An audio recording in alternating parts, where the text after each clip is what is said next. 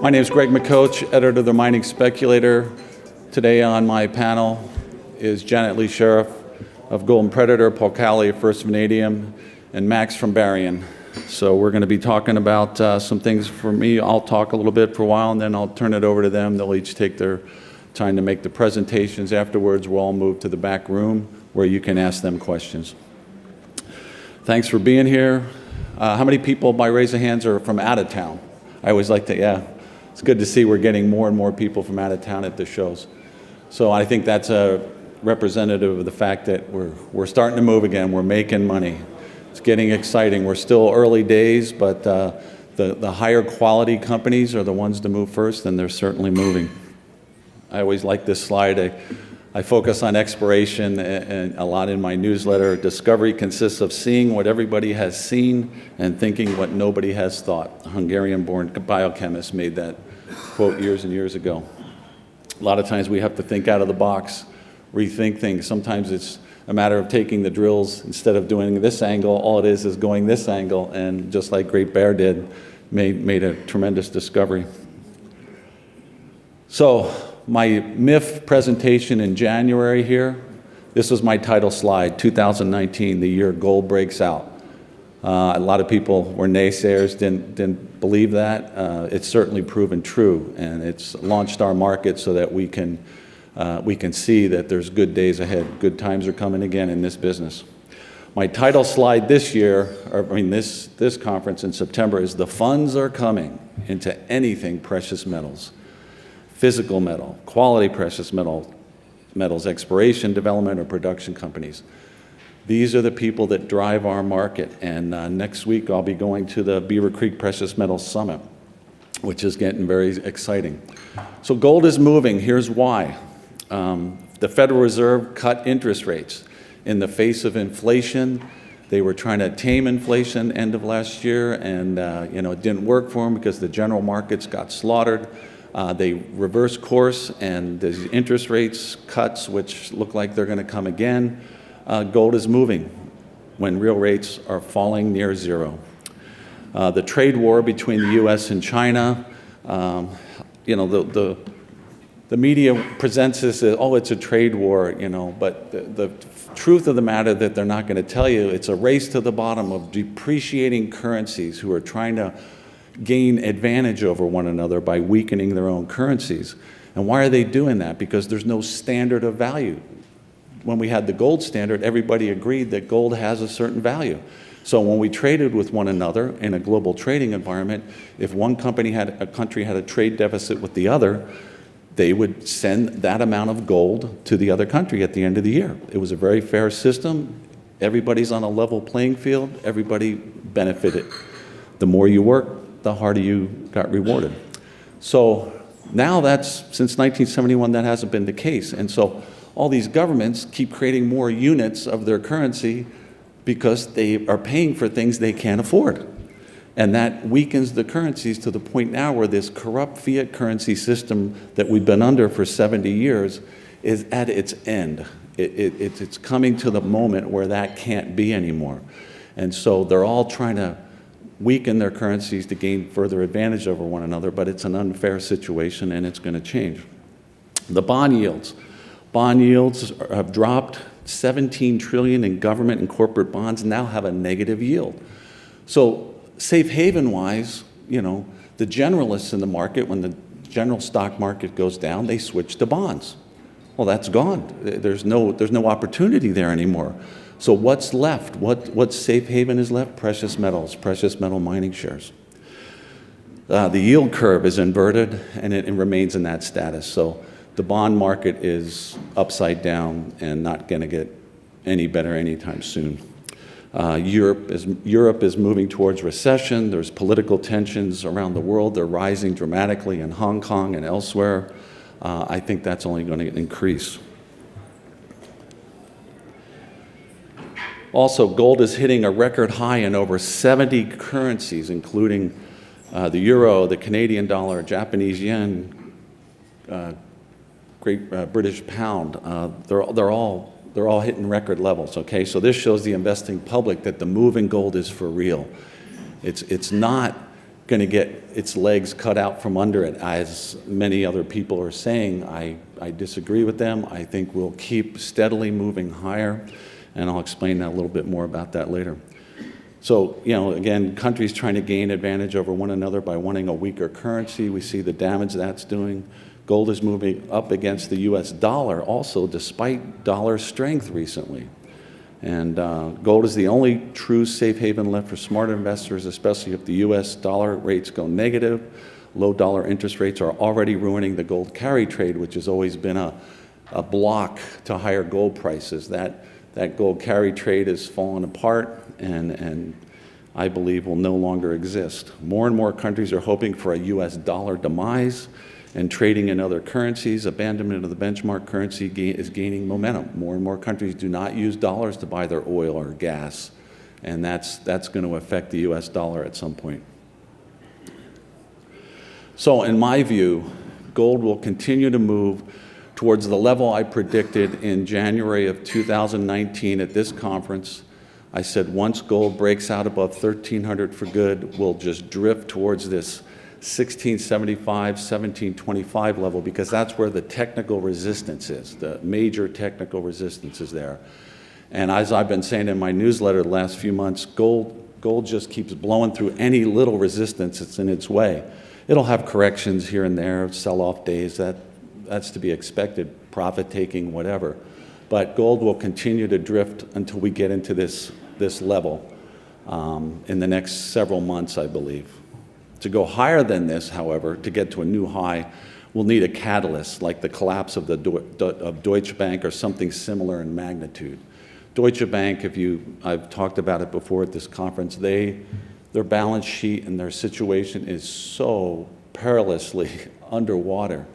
It's amazing something hasn't happened already with that. But that's, in my view, that's the next Lehman Brothers moment.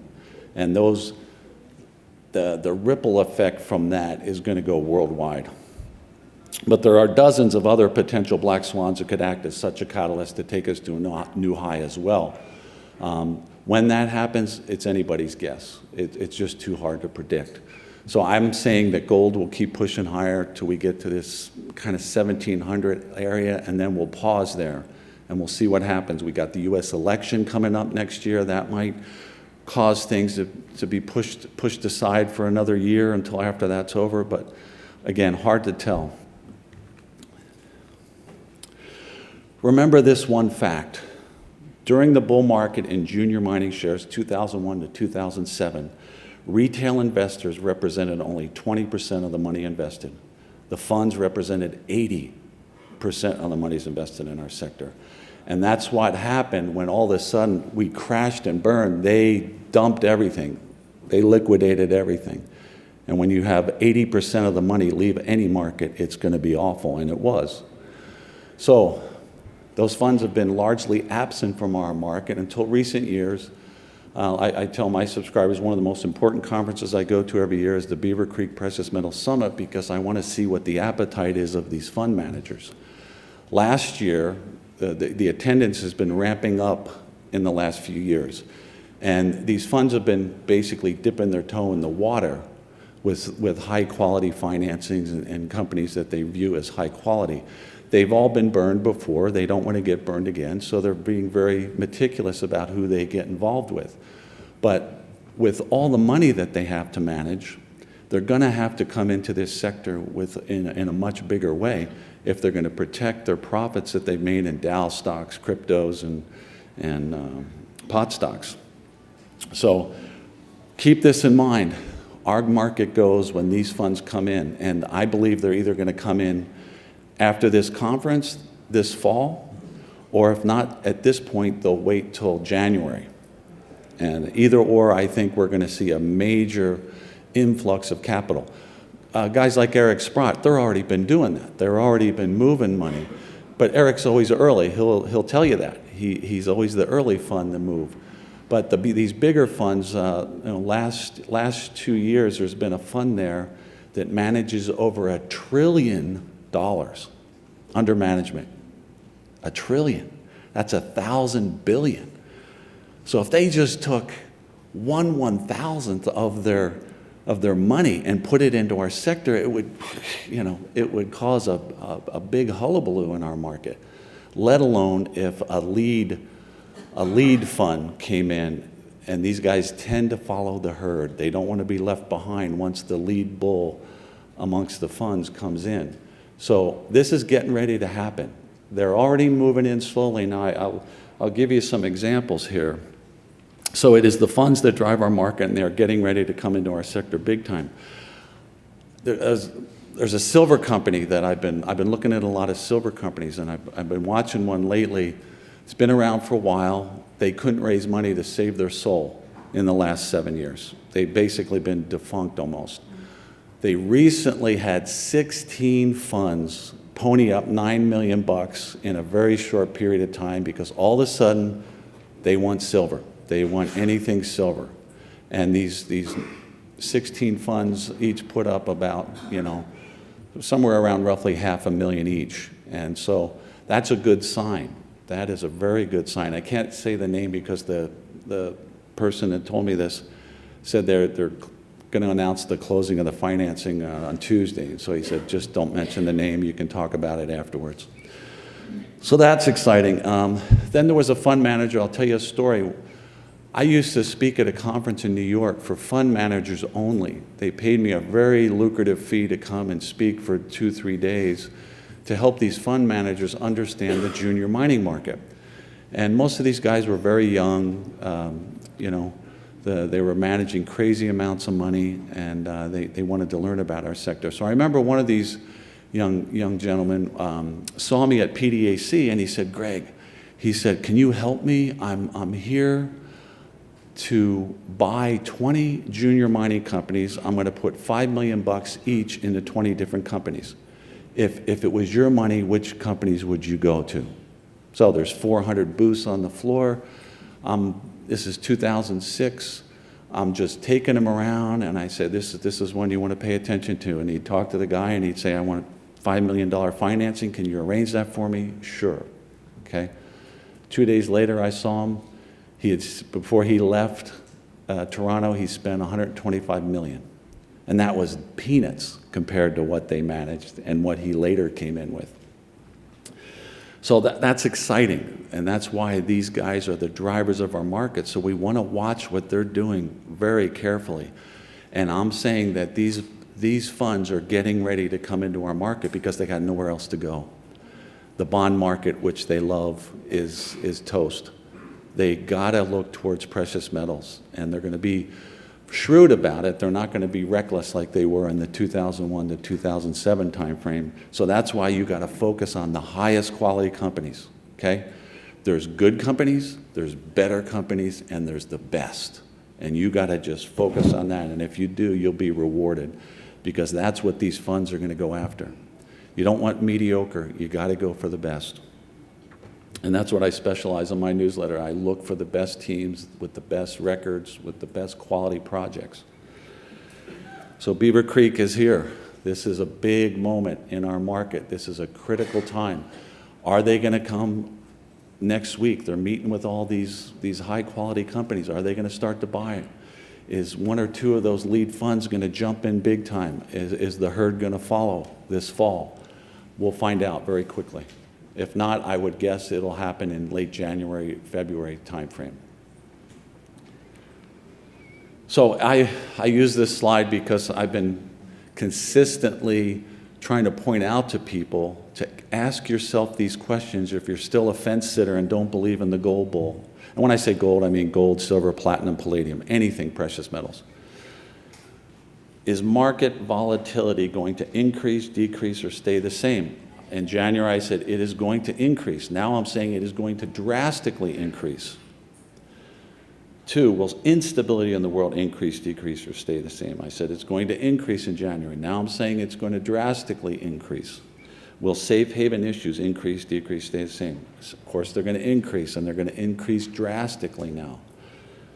That safe haven move is gold and gold alone. There is no other place to go for anybody with money. So what sectors will benefit based on those assumptions? Of course, it's the precious metals. So as the general markets begin to tank, General investors will eventually find their way towards the only true safe haven left, precious metals. They will be late to the party, but they will come with a vengeance trying to protect their gains from Dow, pot, and crypto. Many will hold too long and lose. Currently, even investors in junior mining shares are still a bit shy to really come into our market, but they are and they will. Only the best of the best companies have really begun to move, and even then, all are still at ridiculously low levels compared to where these companies will soon be. When so much money, when you realize who is going to come to Beaver Creek next week, a record attendance, the amount of money managed by these funds is trillions. Trillions of dollars. Remember, a trillion is 1,000 billion. And even if just 50 billion came into this sector, it would drive these stocks crazy. Okay? That's the money-making opportunity. That is when this sector does its thing, and it's getting ready to do so. So you have an incredible opportunity to make money, and this is getting very exciting for those of us who've been waiting patiently and suffering these last 6-7 years. So gold is the retail investor's hedge against government and central bank instability, insanity, and less faith in our established institutions. I believe that the public is totally unaware, in most cases, of what's really going on. They hear the sound bite of the talking heads in the media, oh, it's a trade war, but they don't understand what's really going on.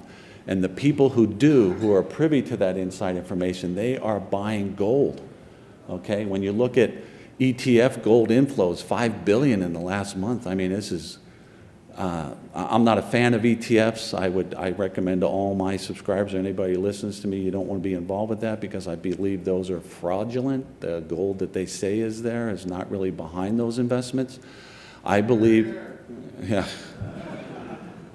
you have to own the physical precious metals, take delivery of it yourself, protect it from fire and theft yourself. If you don't do that, if you leave someone else as the custodian, you are not going to benefit from that metal, especially if it's an ETF, a certificate, or pooled account. You just will not benefit from it. You've got to take it into your own well-being. So I believe the public is, like Richard Russell always used to say, he said, the financial sewage is starting to leak out behind closed doors. The people who know what's going on have been buying gold for the last 3-4 months. The public will find out at some point. What that event or what those circumstances will be, we don't know, but I keep pointing to Deutsche Bank. Deutsche Bank is a gigantic red flag that is just screaming that, things are going to happen there in a very bad way. And so, the institutional situation where these people that manage all these big pools of capital, they are going to come to gold, and they're coming soon. So I'm saying get ready for the biggest super bull market you have ever witnessed in our lifetimes. Own gold, silver, platinum, palladium, and the quality precious metal mining shares for your financial lifeboat. After that, it's just a preparedness thing. I always hope for the best. I prepare for the worst. And other than that, it comes down to your beliefs in God. If you have a God you worship, pray to God that you're going to have the guidance to know how to handle these terrible circumstances that will come. This is 2008 all over again, but way worse. And it's just precious metals is going to be the place to be to protect yourself. Thank you for listening, and we'll move right into our companies here. Janet.